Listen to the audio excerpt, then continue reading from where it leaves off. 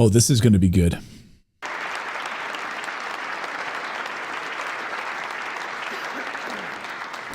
Speaking to a room full of warmongers in Europe. Thanks to all the gathered delegates and luminaries and media professionals, and thanks especially to the hosts of the Munich Security Conference for being able to put on such an incredible event. We're, of course, thrilled to be here. We're happy to be here. And, you know, one of the things that I wanted to talk about today is, of course, our shared values. And, you know, it's great to be back in Germany. As you heard earlier, I was here last year as United States Senator. I saw Foreign Secretary David Lammy and joked that both of us last year had different jobs than we have now. But now it's time for all of our countries, for all of us who have been fortunate enough to be given political power by our respective peoples, to use it wisely to improve their lives. And I want to say that, you know, I was fortunate in my time here to spend some time outside the walls of this conference over the last 24 hours. And I've been so impressed by the hospitality of the people, even as, of course, as they're reeling from yesterday's horrendous attack. And the first time I was ever in Munich was with my wife. Yeah. An Afghan national seeking asylum runs through a crowd of people in Munich in a Mini Cooper. A guy that had been on the police radar before, of course, and they knew who he was. Sound familiar? You know, illegal immigrants in the country illegally. Germany is in a recession. It's on the verge of collapse. Their businesses have closed. They are in an energy crisis, all of their own making, of course. And then when you open up your borders to tens of thousands of illegal aliens, it ruins your country's culture. And look at the violence that's unfolded across Germany. But no one will talk about it. Mainstream media doesn't want to talk about it. Actually, who's here with me today on a personal trip. And I've always loved the city of Munich, and I've always loved its people. And I just want to say that we're very moved, and our thoughts and prayers are with Munich and everybody affected by the evil inflicted on this beautiful community. We're thinking about you, we're praying for you, and we will certainly be rooting for you in the days and weeks to come. Now, nice words. Nice. I hope that's not the last bit of applause that I get, but it might be. We gather because you're going to scorch them. Conference, of course, to discuss security, and normally we mean threats to our external security. I see many great military leaders gathered here today. But while the Trump administration is very concerned with European security and believes that we can come to a reasonable settlement between Russia and Ukraine, and we also believe that it's important in the coming years for Europe to step up in a big way to provide for its own defense, the threat that I worry the most about vis-a-vis Europe is not Russia, it's not China, it's not any other external actor. And what I worry about is the threat from within, the retreat of Europe from some of its most fundamental values shared with the United States of America. He's exactly right. You know, Europe has ceded its sovereignty to the European Union in Brussels. So 80% of all decisions that need to be made about Germany are made in Brussels. These countries have lost their sovereignty. And President Trump has said, we are, instead of dealing with the European Union in our negotiations, we're going to deal with each of these countries individually because we believe you guys are individual countries. You've given up your sovereignty to this basically unelected globalist cabal that sits in Belgium. And that is really the cancer that he's talking about here. It's not from Russia. The warmongers think that Russia is going to invade Europe. They're not. Russia is not going to invade Europe. Russia has enough land. They have no desire to invade Europe. And so really the threat is from within. He's absolutely right about this. He's going scorched earth right now. Now, I was struck that a former European commissioner went on television recently and sounded delighted that the Romanian government had just annulled an entire election. He warned that if things don't go to plan, the very same thing could happen in Germany too. Now, these cavalier statements are shocking to American ears. For years, we've been told that everything we fund and support is in the name of our shared democratic values. Right. Everything from our Ukraine policy to digital censorship is billed as a defense of democracy.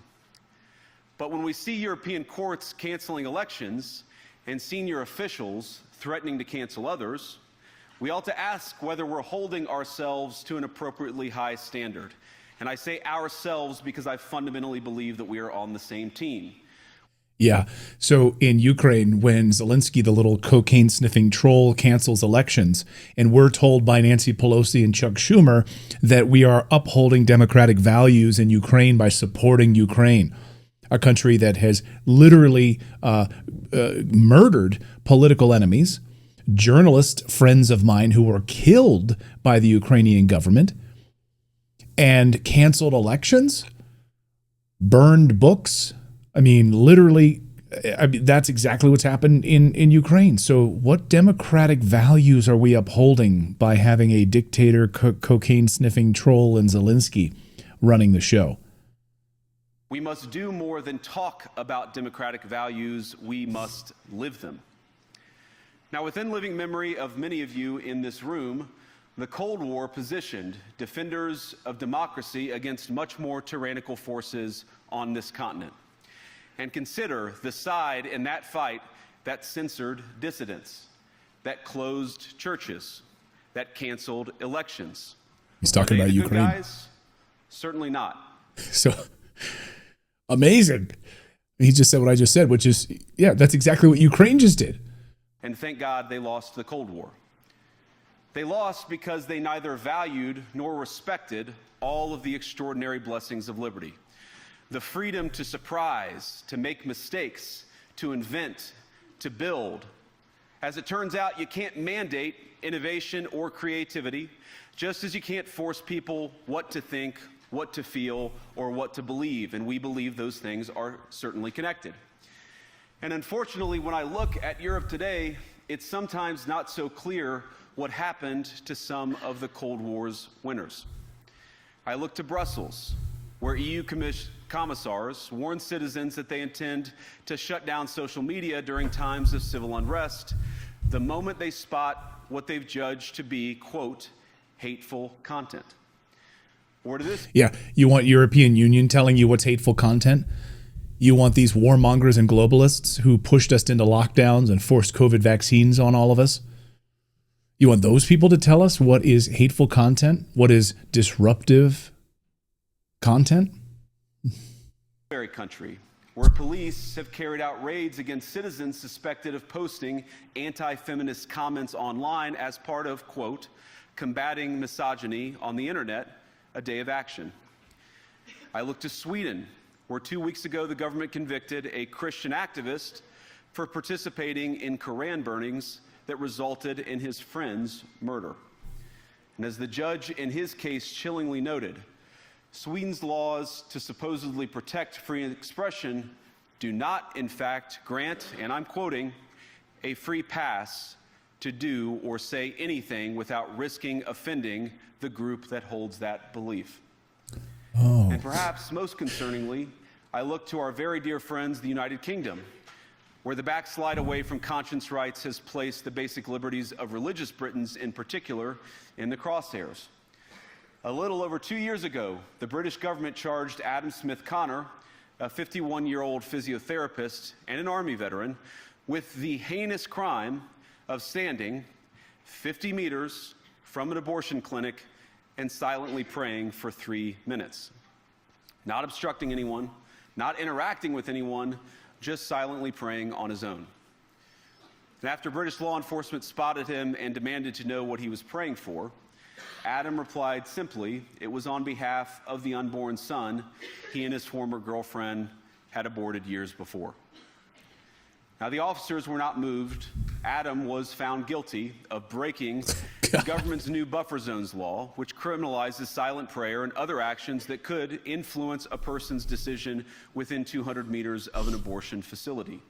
He was sentenced to pay thousands of pounds in legal costs to the prosecution. Now, I wish I could say that this was a fluke, a one-off crazy example of a badly written law being enacted against a single person, but no. This last October, just a few months ago, the Scottish government began distributing letters to citizens whose houses lay within so-called safe access zones, warning them that even private prayer within their own homes may amount to breaking the law.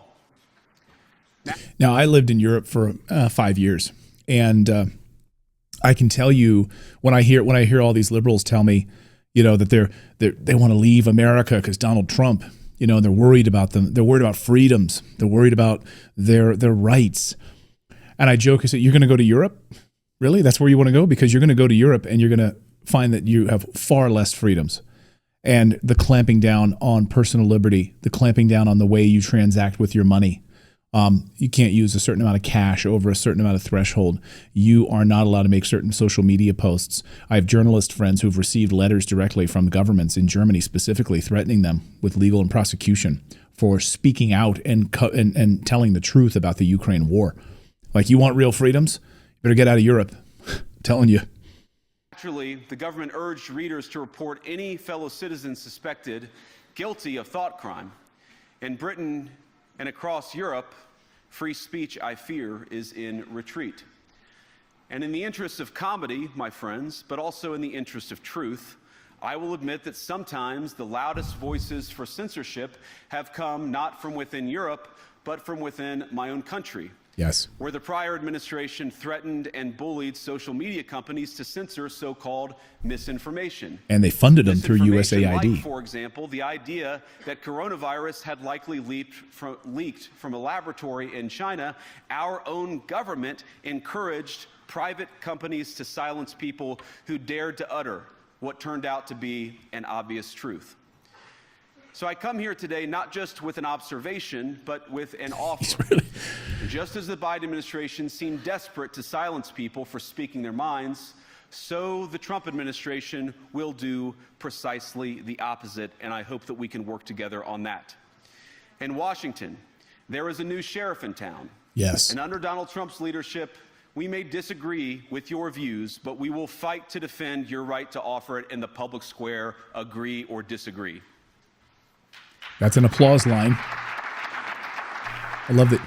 Oh, you're not going to applaud that? Now, we're at the point, of course, that the situation has gotten so bad that this December, Romania straight up canceled the results of a presidential election based on the flimsy suspicions of an intelligence agency and enormous pressure from its continental neighbors. Now, as I understand it, the argument was that Russian disinformation had infected the Romanian elections. Where have we heard that before? But I'd ask my European friends to have some perspective.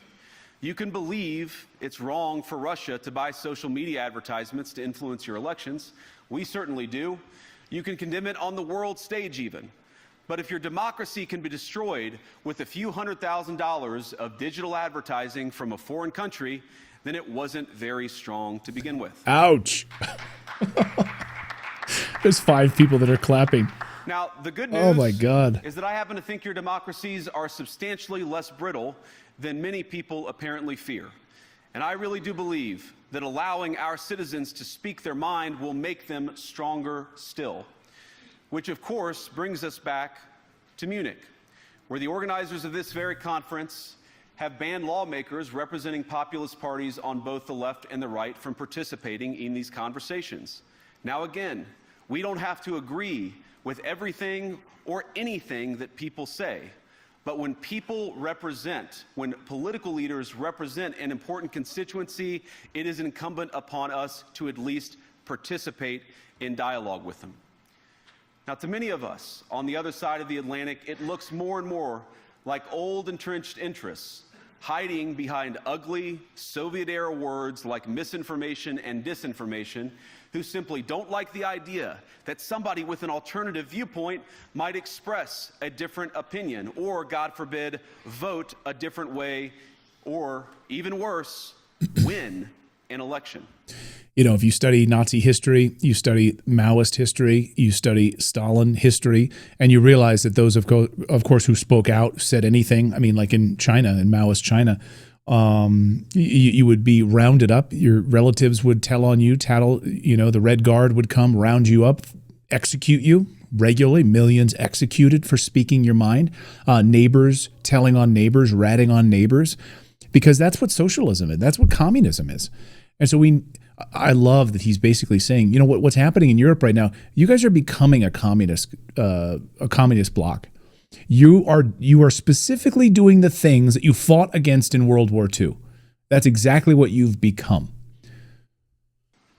Now, this is a security conference, and I'm sure you all came here prepared to talk about how exactly you intend to increase defense spending over the next few years in line with some new target. And that's great, because as President Trump has made abundantly clear, he believes that our European friends must play a bigger role in the future of this continent. We don't think, you hear this term, burden sharing, but we think it's an important part of being in a shared alliance together that the Europeans step up while America focuses on areas of the world that are in great danger. But let me also ask you, how will you even begin to think through the kinds of budgeting questions if we don't know what it is that we're defending in the first place? I've heard a lot already in my conversations, and I've had many, many great conversations. They don't want budgets. They don't want any audits. They just want to piss money down the toilet and enrich the pockets of defense contractors and the massive money laundering schemes that run and make all these people lots of money. So they don't want a budget. They want a boogeyman. The boogeyman is Russia. The boogeyman is China. So the boogeyman in this situation with Ukraine, let's just keep funneling as much money as we can into Ukraine so that we can line the pockets. You know, what's brilliant about this whole thing is that 48 hours before JD is speaking, President Trump holds a meeting with Vladimir Putin to move towards peace. And this totally undercut their plans at the Munich Security Conference, because at this conference, and this is why Olaf Scholz of Germany declared a state of emergency, because they want to continue funneling as much money as they can into Ukraine. And they see it as somehow that, you know, Russia is going to invade Germany next unless they support and funnel more money into Ukraine so millions of, you know, more children, young people, young men can die in Ukraine. So that's, I mean, they don't want a budget. With many people gathered here in this room, I've heard a lot about what you need to defend yourselves from. And of course, that's important. But what has seemed a little bit less clear to me, and certainly I think to many of the citizens of Europe, is what exactly it is that you're defending yourselves for. What is the positive vision that animates this shared security compact that we all believe is so important? And I believe deeply that there is no security if you are afraid of the voices, the opinions, and the conscience that guide your very own people. Europe faces many challenges, but the crisis this continent faces right now, the crisis I believe we all face together, is one of our own making. Yes. If you're running in fear of your own voters, there is nothing America can do for you, nor for that matter is there anything that you can do for the American people who elected me and elected President Trump. You need... Wow.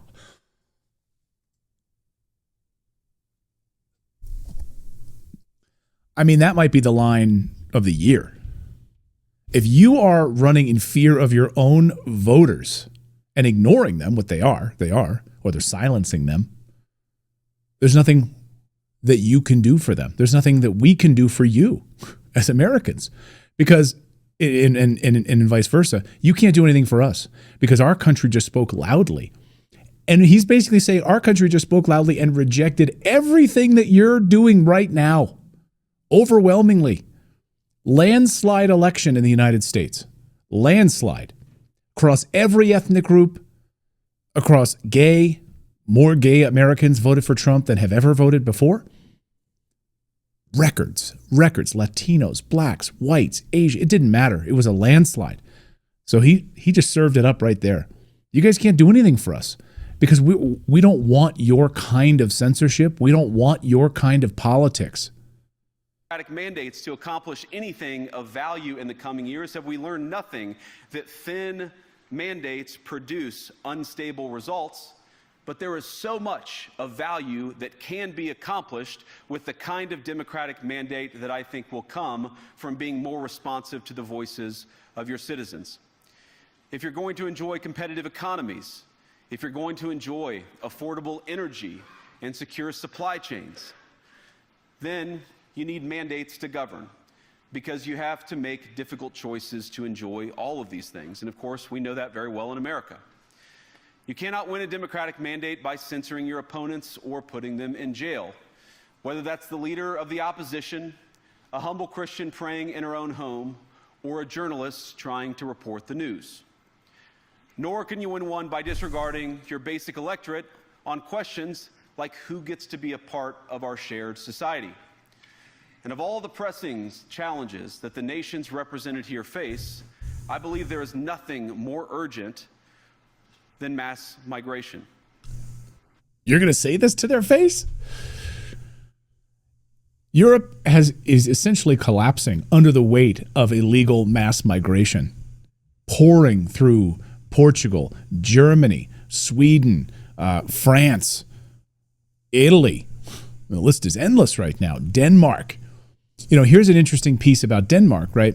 So they have massively high taxes among the middle class and the lower class in order to pay for health care. And so when you're paying for health care, that system works when everyone is paying into the system. But when you have mass migration coming in and you have illegal immigrants coming in who then are staying home and not working and they're living off of the government dollar, that system collapses. And that's exactly what's happening across Europe. So you're going to say this to their face?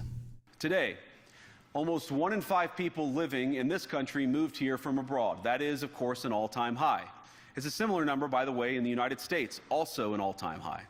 The number of immigrants who entered the EU from non-EU countries doubled between 2021 and 2022 alone. Did it? And of course, it's gotten much higher since. Whoa. And we know the situation, it didn't materialize in a vacuum. It's the result of a series of conscious decisions made by politicians all over the continent and others across the world over the span of a decade. We saw the horrors wrought by these decisions yesterday in this very city. Wow. And of course, I can't bring it up again without thinking about the terrible victims who had a beautiful winter day in Munich ruined. Our thoughts and prayers are with them and will remain with them. But why did this happen in the first place? It's a terrible story, but it's one we've heard way too many times in Europe and unfortunately too many times in the United States as well. An asylum seeker, often a young man in his mid-20s, already known to police, rams a car into a crowd and shatters a community. How many times must we suffer these appalling setbacks before we change course and take our shared civilization in a new direction? Wow. Wow. Well, a young Afghan national who's known to police, who rams his car. See, what he's doing right now in Europe, I will tell you. I've interviewed these politicians in Europe. I've been there. I live there. What he's saying to them right now is the type of thing that would be silenced in Parliament if he stood up and had a microphone in Parliament. He would be silenced. He'd be blocked for saying these things. It's remarkable that he's allowed to get away with this. He has a captive audience. And now this is going to be broadcast all over the world. He's telling Europe, like, you guys have failed. And I'm telling you right to your faces. And they can't censor him. They can try to, Andrew Bridgen in British Parliament. They can try to silence him. They can try to silence these different people, Christine Anderson and others. Can't silence him. He's telling them right to their face. No voter on this continent went to the ballot box to open the floodgates to millions of unvetted immigrants. But you know what they did vote for? In England, they voted for Brexit, and agree or disagree, they voted for it. And more all over Europe, they're voting for political leaders who promise to put an end to out-of-control migration. Now, I happen to agree with a lot of these concerns, but you don't have to agree with me. I just think that people care about their homes, they care about their dreams, they care about their safety and their capacity to provide for themselves and their children. And they're smart. I think this is one of the most important things I've learned in my brief time in politics. Contrary to what you might hear a couple mountains over in Davos, the citizens of all of our nations don't generally think of themselves as educated animals or as interchangeable cogs of a global economy. And it's hardly surprising that they don't want to be shuffled about or relentlessly ignored by their leaders. And it is the business of democracy to adjudicate these big questions at the ballot box. I believe that dismissing people, dismissing their concerns, or worse yet, shutting down media, shutting down elections, or shutting people out of the political process protects nothing. In fact, it is the most surefire way to destroy democracy. And speaking up and expressing opinions isn't election interference. Even when people express views outside your own country, and even when those people are very influential. And trust me, I say this with all humor, if American democracy can survive 10 years of Greta Thunberg scolding, you guys can survive a few months of Elon Musk. but German democracy. Oh, yeah, because Germans have no sense of humor at all. So it's like, he made a joke. Can't laugh at that. Nah, nine jokes. No, of course the Germans are the most humorless.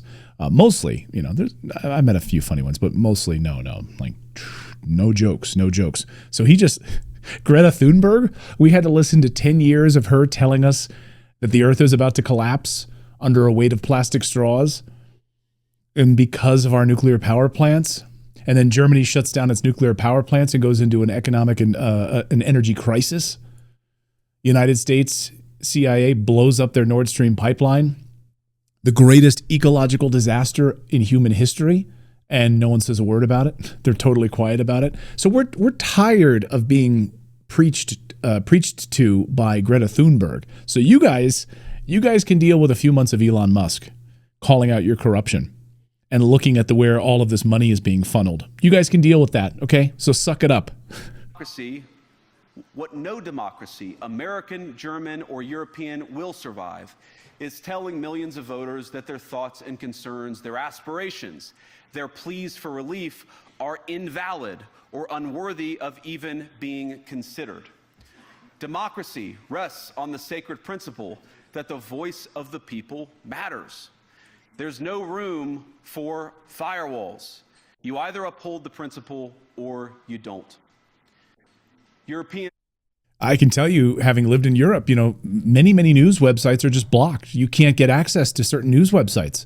So you have to use a VPN. I mean, for us to do our job, we had to use a VPN on a regular basis just to get access to the truth. Oh, you want CNN Portugal? Oh, yeah, you can get that, no problem. It's pure propaganda, of course, because and it goes along with the marching orders. But you want actual news from actual sources? Sorry, blocked. The people have a voice. European leaders have a choice. And my strong belief is that we do not need to be afraid of the future. You can embrace what your people tell you, even when it's surprising, even when you don't agree. And if you do so, you can face the future with certainty and with confidence, knowing that the nation stands behind each of you. And that, to me, is the great magic of democracy. It's not in these stone buildings or beautiful hotels. It's not even in the great institutions that we have built together as a shared society.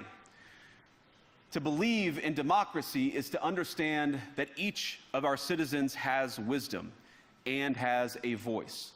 And if we refuse to listen to that voice, even our most successful fights will secure very little. As Pope John Paul II, in my view, one of the most extraordinary champions of democracy on this continent or any other, once said, "Do not be afraid."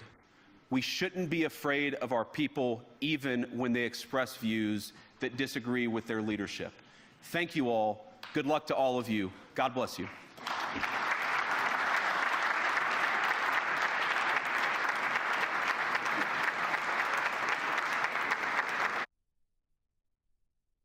Whoa. So many people not clapping. Unbelievable. I see the Saudis there clapping. Unbelievable speech. I mean, you're telling them you guys have eroded your freedoms. What you fought for in World War II, the evil, the censorship, all of it, you are now becoming. You have become what you hated. You have become what you fought against. And by the way, the United States is right there. I mean, he's only, and I think, and I liked his approach to this. He's speaking from a place of compassion, saying, look, this has happened to us. We have this shared issue. We're trying to fix it on our side. I'm telling you, this is what's going to happen to you guys. Like, the chickens are going to come home to roost here in Europe really soon. That's an unbelievable speech. The balls that guy has. Are we looking at the next president of the United States? Because I sure as hell hope so. If he speaks like that on the world stage in front of an audience like that, I'm proud. I'm proud to be an American when I see a speech like that. Unbelievable. I'd love to know from our German viewers how that resonated there in Munich. Unbelievable. Here's the hard truth. Our government is not responsible for your retirement. You are. With over $1 trillion in interest payments, the government is borrowing money just to pay the interest. This isn't going to change. The financial system is under a pressure that it cannot sustain. Trust me, I have high hopes for Trump in America, I sure do. But if you think someone else is going to step in and secure your retirement, you're living in a dangerous fantasy world. You have to take control. You have to get educated. You have to be prepared. Because if you don't, you will face the consequences. This isn't just about fear, it's about reality. If you're not making moves to protect and prepare yourself, you're leaving your retirement to chance. Hope isn't a strategy. It's time to act, and it's time to get educated. So if you don't already know about a self-directed IRA, I strongly recommend you call my friends at Lear Capital to learn more. Here's their phone number on your screen, 1-800-450-1008, or go to learmorris.com. There's no obligation, just free information. A self-directed IRA is the savings protection of choice for those seeking greater control over their investments during this unprecedented age of debt. I have a self-directed IRA and I love it because it allows me to invest my hard-earned retirement into my assets of choice, not something that Wall Street controls. I can invest in hard assets like physical gold and silver and real estate. And Lear specializes in helping people like me and you protect and grow retirement savings with physical precious metals. They've been doing this for almost 30 years. They know their stuff. So give Lear a call today. It's easy to open your account or roll over your existing IRA or your 401k. They do it all for you. And the best part, it's tax-free and penalty-free. So call 1-800-450-1008. That's 1-800-450-1008. Or go to learmorris.com. You'll be glad you did.